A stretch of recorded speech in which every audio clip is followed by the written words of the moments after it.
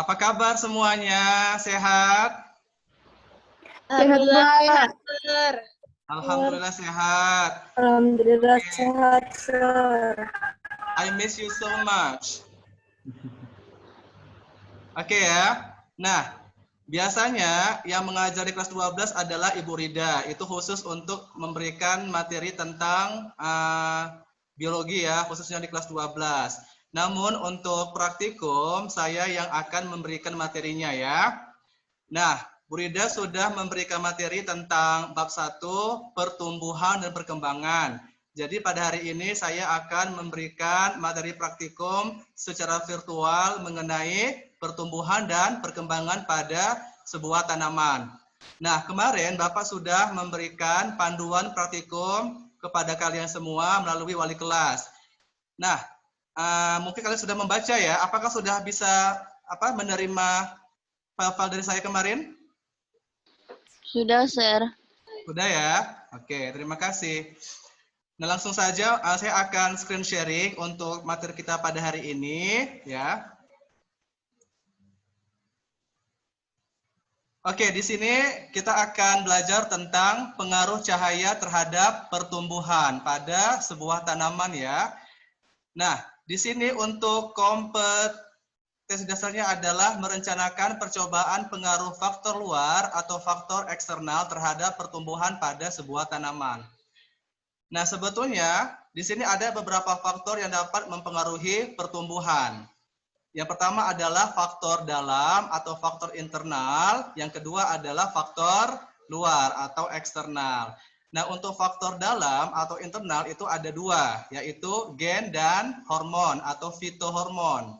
Sedangkan untuk faktor luar atau eksternal adalah bisa berupa air, nutrisi, cahaya, kelembaban, pH, tanah, dan sebagainya. Nah, jadi untuk pertemuan hari ini kita fokus untuk pengaruh luar atau eksternal terhadap pertumbuhan pada suatu tanaman. Oke?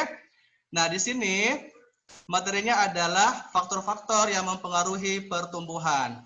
Nah, sebelumnya kamu sudah tahu perbedaan antara pertumbuhan dan perkembangan. Dan juga sudah diberikan materi oleh Bu Rida tentang apa saja sih faktor-faktor yang dapat mempengaruhi pertumbuhan pada sebuah tanaman. Jadi untuk kali ini kita akan masuk kepada materi praktikumnya ya. Nah, apa saja bahan-bahan serta alat yang mesti kamu siapkan? Nah, di sini ada beberapa alat. Yang pertama adalah kamu menyediakan 4 gelas plastik bekas air mineral atau gelas kimia 20 cc. Nah, kalau di lab kimia kita sudah memiliki beberapa alat ya. Nah, di sini saya tunjukkan ya.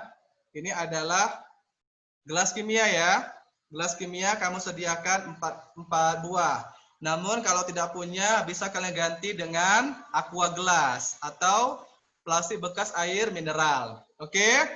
Nah, selanjutnya kamu sediakan kapas.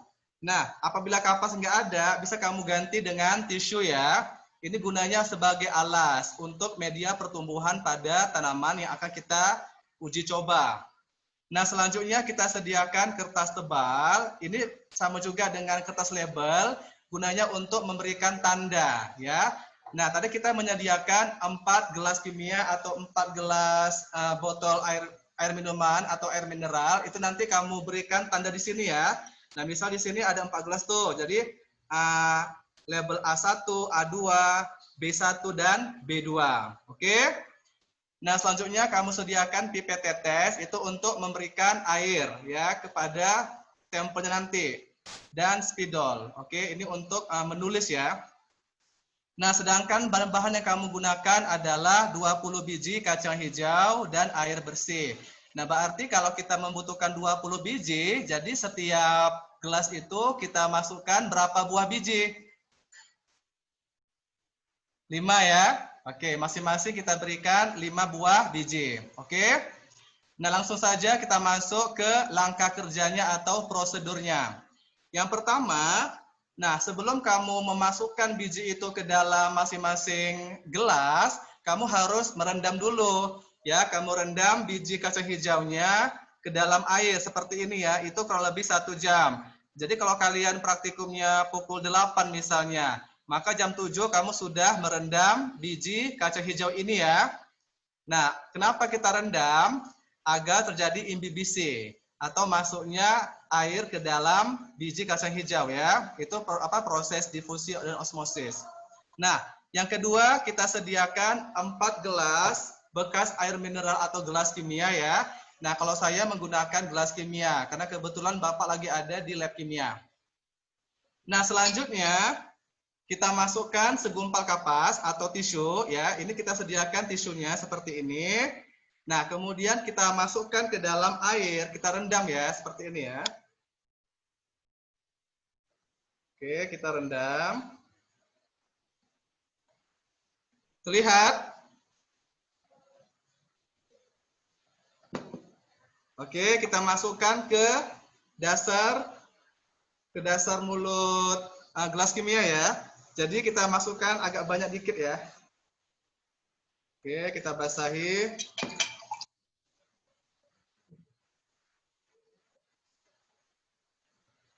Oke. Kita masukkan terus-menerus ya. Oke. Sehingga dia bisa menutupi dasar dari gelas kimia ini. Oke. Seperti ini ya. Kita masukkan terus seperti ini. Oke. Nah, jadi ada 4 gelas kimia nih.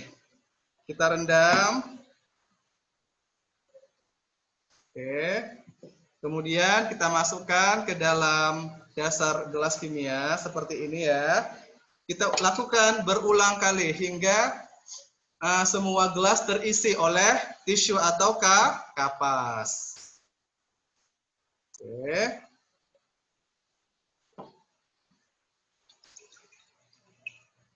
Oke, jadi kalian bisa sambil membaca panduannya ya. Oke, seperti ini. Lakukan terus-menerus.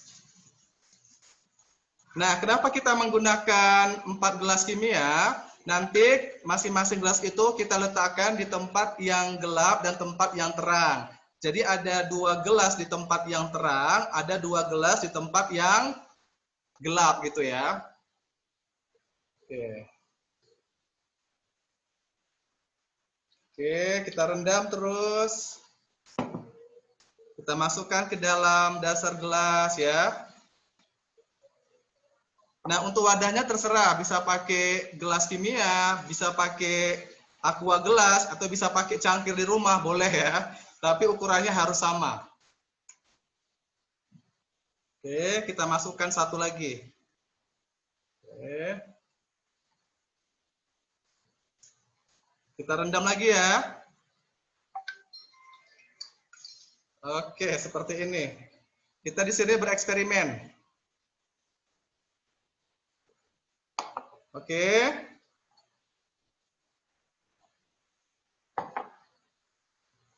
Nampak kan? Oke, jika semua gelas sudah kamu isi dengan kapas atau tisu yang sudah dibasahi, maka langkah selanjutnya adalah kalian masukkan 5 buah biji kacang hijau ke dalam masing-masing gelas kimia ya. Nah, sebelumnya kita harus merendam biji kacang hijaunya. Ya, ini Bapak ambil. Ini. Nah, untuk kacang hijaunya kita gunakan yang bagus ya. Yang bijinya bulat, kemudian tidak kisut, warnanya masih hijau ya. Kemudian kalau dia direndam tidak mengambang atau tidak mengapung. Jadi kalau biji itu tenggelam atau masuk ke dasar mulut gelas, itulah yang termasuk kacang hijau yang berkualitas ya. Nah, kemudian masing-masing kacang hijau kita letakkan di dasar gelas kimia ya. Oke. Bisa kalian masukkan 5 atau lebih, terserah ya. Yang penting dia pakai jarak tuh. Jadi setiap biji ini kalian berikan jarak. Oke. Kita masukkan terus-menerus. Oke.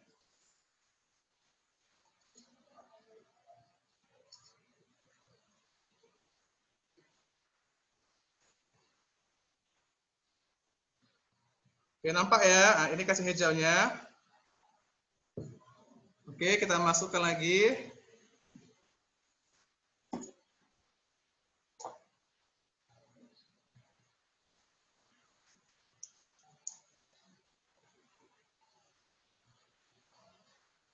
Oke ya, seperti ini. Dan satu lagi.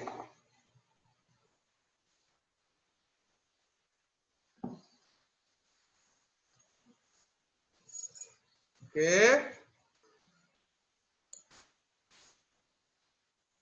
Nah, jadi ada 4 gelas kimia yang sudah kita isi dengan kacang hijau. Oke, setelah itu 2 gelas kita letakkan di tempat yang terang, 2 lagi kita letakkan di tempat yang gelap ya. Nah, seperti itu. Nah, kemudian di sini kamu buat labelnya. Jadi untuk yang tempat terang itu kamu buat tandanya A1 sama A2. Jadi 2 gelas kimia ini kamu letakkan di tempat yang terang atau yang terkena cahaya matahari ya. Sedangkan yang 2 lagi itu kamu kasih label atau tanda dengan B1 dan B2 ya. B1, B2 ini kamu letakkan di tempat yang gelap atau yang tidak terkena cahaya matahari. Bisa kamu letakkan di bawah tempat tidur atau di dalam lemari atau di tempat-tempat yang tersembunyi yang tidak langsung terkena cahaya matahari. Oke? Nah, kemudian setelah kalian letakkan 4 sampel tadi, itu harus kalian kalian amati atau diobservasi setiap harinya ya. Nah, kalau di buku panduan itu kamu butuh waktu selama 7 hari atau 1 minggu untuk mengamati secara berkala bagaimana pertumbuhan dari kacang hijau tersebut. Oke. Nah, kemudian dibandingkan antara tempat yang terang sama tempat yang gelap. Kamu ukur menggunakan penggaris atau mistar.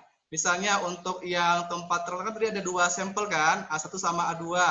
Nah, kamu ukur panjang kecambahnya, kemudian dibuat rata-ratanya. A1 berapa, A2 berapa, kemudian dibagi 2. Nah, sedangkan untuk yang sampel di tempat yang gelap, B1, B2 itu juga kamu buat rata-ratanya. B1 panjangnya berapa, B2 panjangnya berapa, kemudian dibagi 2. Nah, kemudian baru kalian masukkan ke dalam tabel pengamatan. Dan setiap harinya itu kamu tetesi air ya, kamu siram selama kurang lebih 25 kali ya. Itu kamu siram 25 kali atau kamu tetesi sebanyak 25 kali air itu agar dia ada air yang masuk ke dalam kacang tersebut. Oke? Nah, seperti itu. Oke, ada pertanyaan dari sini?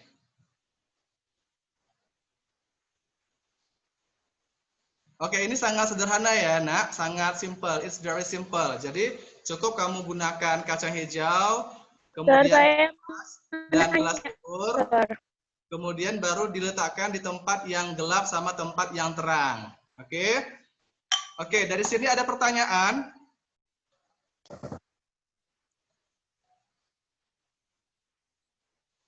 Sir, saya mau nanya. Oke, siapa itu?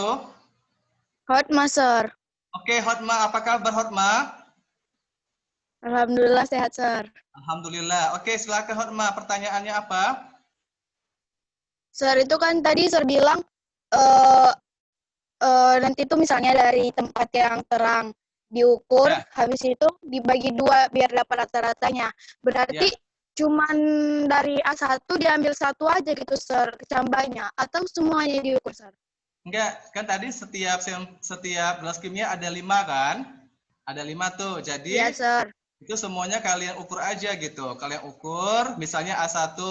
Dari kelima itu mungkin ada yang tidak tumbuh. Ya, atau ada yang panjang. Kemudian diukurlah yang paling tinggi itu berapa. Kemudian A2 yang paling tinggi berapa. Kemudian dijumlahkan. Jadi dari masing-masing biji kacang hijau itu yang paling tinggilah yang kamu ukur, kemudian dibagi 2 gitu.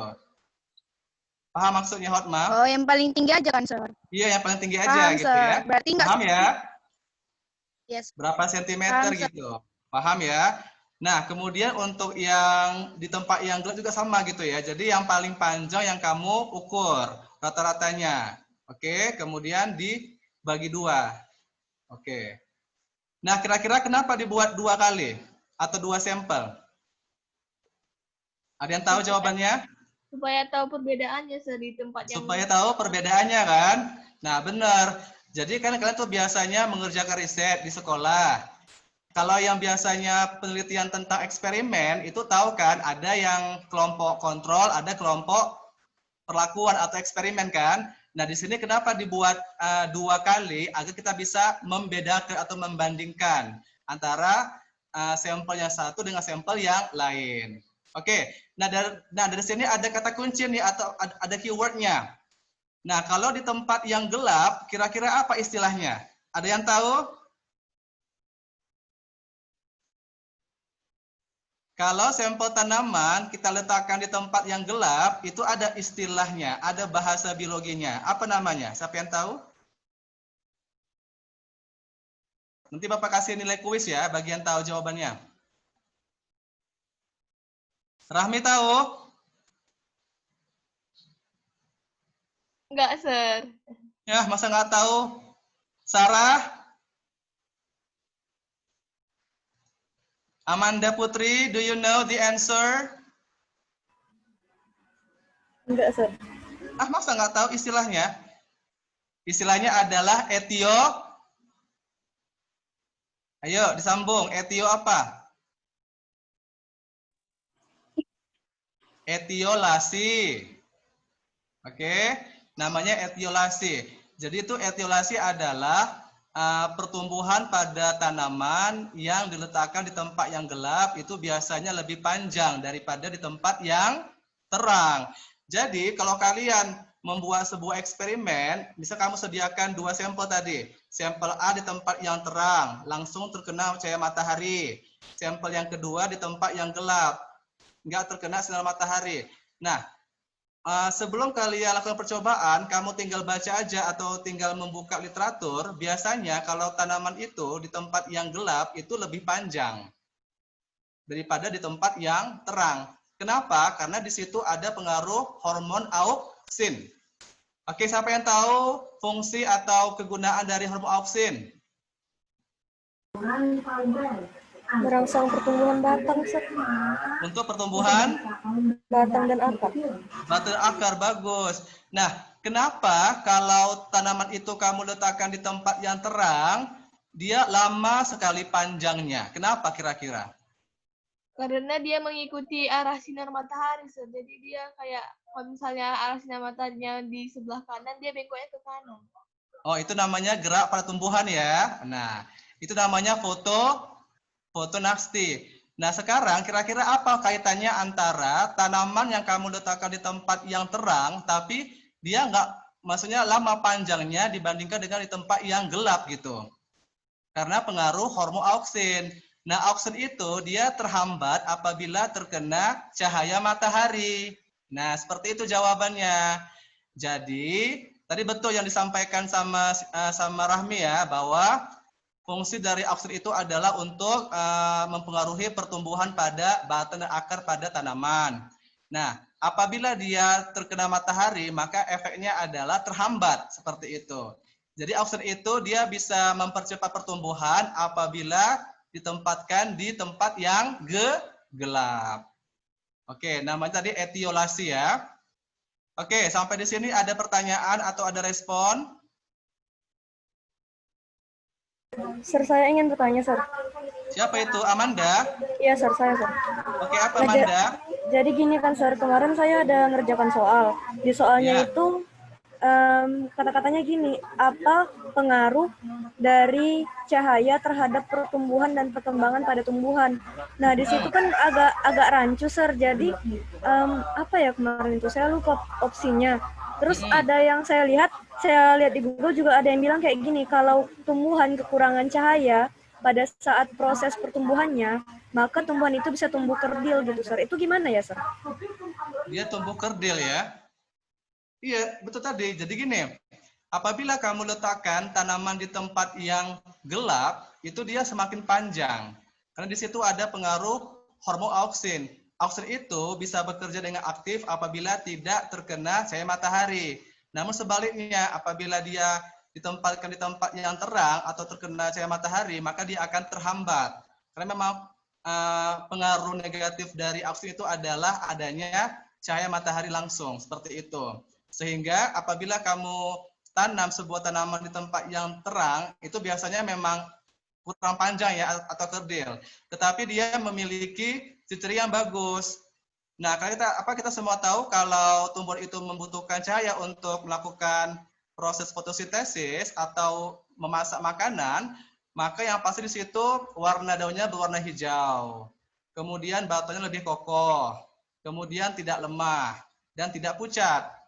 Tetapi kalau tanaman atau tumbuhan kamu letakkan di tempat yang gelap, memang dia panjang secara diameter atau sentimeternya. Namun untuk ciri-cirinya itu tidak bagus. Biasanya warna daunnya kurang cerah ya, agak pucat. Kemudian dia klorosis, batangnya kurang kokoh atau lembek seperti itu. Karena dia banyak mengandung air biasanya. Jadi memang sebetulnya ada plus minus sih. Kalau kita pengen dapat tanaman yang panjang, itu kamu tempatkan di tempat yang gelap. Tapi memang dia untuk proses fotosintesis itu tidak terlalu bagus jika dibandingkan dengan tanaman di tempat yang terang. Seperti itu, Manda ya. Oke, Sir. Thank you, Sir. Oke, ada pertanyaan lagi? Oke, jika tidak ada, di sini ada beberapa pertanyaan yang harus kalian jawab ya. Nah, tapi sebelumnya kamu harus melakukan percobaan ini ya. Jadi di rumah kalian sediakan kacang hijau, kemudian aqua gelas, kapas, dan air. Bahan-bahannya sangat sederhana, bisa kalian cari di rumah ya. Nah, selanjutnya nanti setelah kalian membuat percobaan ini, kemudian hasilnya kamu amati selama 1 minggu ya guys. Kamu perhatikan atau kamu amati setiap harinya, kemudian diukur panjangnya. Boleh lebih, boleh 1 minggu, boleh 2 minggu. Nah, kenapa? Karena semakin lama maka semakin panjang dia kan. Nah, seperti itu. Tapi dia minimal 1 minggu aja dulu ya untuk dilihat. Nah, kemudian setelah kalian amati selama 1 minggu, kemudian diukur. Nah, langkah selanjutnya baru kalian foto. Ya, itu kamu dokumentasikan sebagai bukti penelitian atau eksperimennya. Nanti fotonya kalian lampirkan di Word ya, atau bisa kalian kirimkan ke psikologi. Itu sebagai penilaian. Karena untuk materi biologi ini yang dinilai bukan cuma kognitif saja, tapi juga psikomotor atau keterampilan. Jadi nilai pengetahuan dan nilai keterampilannya itu harus seimbang. Oke semuanya? Oke, jadi Bapak akan menampilkan dulu pertanyaan yang harus kalian jawab ya. Mungkin bisa kalian baca juga di file yang udah Bapak kirim kemarin. Oke, Eca. Nah, di sini ada tabel pengamatannya ya. Di sini ada 2 bagian. Pengamatan pertumbuhan kacang hijau di tempat yang terang dan di tempat yang gelap. Nah, di sini kamu hanya melihat tingginya saja ya. Nah, tadi menggunakan mistar atau penggaris. Hanya kamu lihat tingginya saja, bukan ciri-cirinya. Ya. Nah, kemudian di sini ada pertanyaan nih. Yang pertama, bagaimana rumusan masalah dan hipotesis tentang pengaruh faktor luar atau cahaya terhadap pertumbuhan. Yang kedua, buatlah grafik pertumbuhan kecambah di tempat terang dan gelap. Dibuat grafiknya ya. Yang ketiga, apakah akibat yang akan terjadi apabila kecambah disimpan di tempat gelap untuk waktu yang lama. Seterusnya, kondisi lingkungan seperti apa yang dapat memberi pengaruh baik pada perkecambahan. Jelaskan pengaruh cahaya terhadap pertumbuhan, apakah pengaruh ini dapat dikendalikan, dan ada beberapa pertanyaan yang bisa kalian jawab ya. Nah, seperti itu. Oke, sebelum saya tutup, apakah ada pertanyaan? Sir, saya mau nanya, Sir. Siapa itu? Rahmi, Sir. Oh ya, Rahmi. Apa Rahmi? Saya kan pernah, Sir, buat penelitian percobaan kayak gini. Ya. Jadi yang untuk yang di tempat yang bercahaya itu airnya tetap diisi ulang, Sir. Nanti Tetap, dia harus sama ya takarannya, Rahmi. Jadi tidak ada perbedaan. Baik di tempat yang gelap maupun di tempat yang terang, itu airnya harus sama kadarnya. Kalau di panduan praktikum itu kamu tetesi sebanyak berapa kali? 25 kali kan? maka semuanya harus sama kadar airnya, Rahmi gitu, 25 tetes atau boleh 20 tetes, seperti itu. Jadi tidak boleh ada perbedaan. Kalau di tempat yang terang 25 kali, di tempat gelap juga seperti itu, 25 kali tetes. Itu untuk air. Kenapa? Karena selain cahaya, air juga termasuk faktor yang dapat mempengaruhi pertumbuhan kan? Ya enggak? Iya, Sir. Tapi, Sir, yang apa saya itu? tanya ini gini, Sir. Kalau misalnya hari ini Ya. tuh, misalnya air yang di tempat yang kering tuh udah nggak ada lagi, jadi harus diisi ulang air untuk besok harinya. Itu tetap kamu tetesi air, nggak boleh dia kamu hentikan. Jangan sampai dia kering, nanti dia mati lah. Ya, jadi segini hari pertama kamu tetesi 25 kali. Besok kamu tetesi lagi sampai dia benar-benar ada tumbuh kecambah. Apabila kamu hentikan pemberian air, maka dia bisa akan mati, akan mengalami kekeringan atau istilahnya tuh cekam. Ya, cekam itu kekeringan. Jadi jangan sampai dia mati kekeringan. Kamu tetesi air ya kurang lebih 20 sampai 25 kali lah agar dia tetap lembab ya gitu ya. Nah, jadi kan ada kelembaban, ada pH, air, nutrisi. Itu kan salah satu beberapa faktor luar dari pertumbuhan. Jika ada beberapa faktor yang kamu kurangi, maka dia akan mengalami kematian, ya kan? Atau apoptosis istilahnya, kematian pada sel. Oke, ada pertanyaan? Do you have any question? Iya, Sir. Baru mati lampu tadi, Sir. Oh iya, mati lampu ya. Oke, nanti bagi siswa yang telat bergabung bisa melihat tayangannya di YouTube ya. Ini praktikum. Oke, Aulia, apa kabar? Alhamdulillah sehat, Sar. Alhamdulillah sehat. Oke. Oke, sebelum Bapak tutup, apakah ada pertanyaan? Jelas? Tidak, Pak. Jelas, Pak. Jelas ya? Oke, jelas. Oke, terima kasih semuanya atas kesediaan waktunya untuk menyaksikan praktikum secara virtual untuk materi pertumbuhan dan perkembangan pada tanaman. Nah, untuk pertemuan selanjutnya nanti akan kita bahas untuk materi metabolisme ya. Jadi setelah Bu Rida selesai membahas tentang materi tersebut, maka Bapak akan memberikan materi praktikumnya.